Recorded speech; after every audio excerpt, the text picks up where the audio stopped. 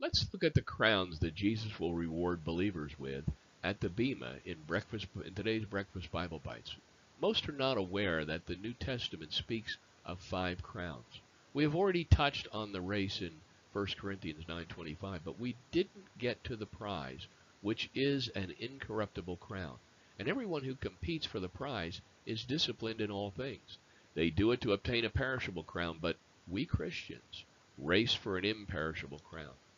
In Revelation 2:10, we read about the crown of life.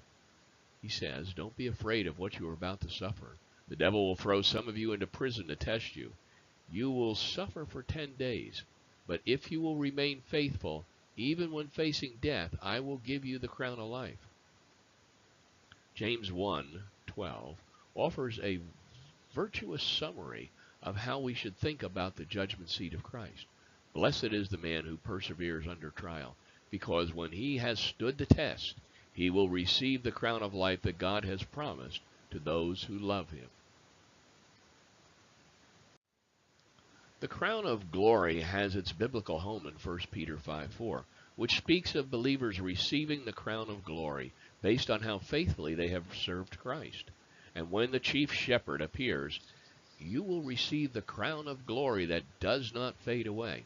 Various crowns are described in 2 Timothy. In 2:5 we read, "If anyone competes in athletics, he is not crowned unless he competes according to the rules.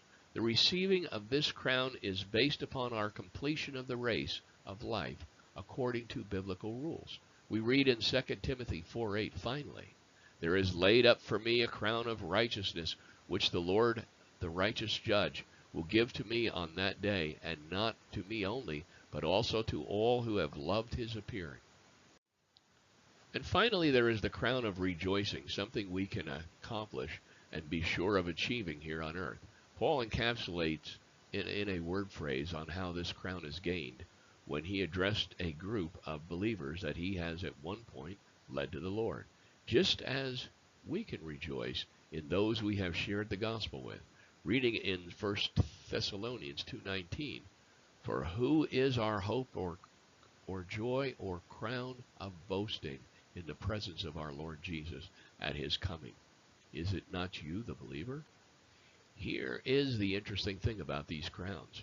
When we kneel before his throne, we will cast them at his feet, for we know and remember that he alone is worthy to receive them. Do you remember John the Baptizer's words in John 1:27?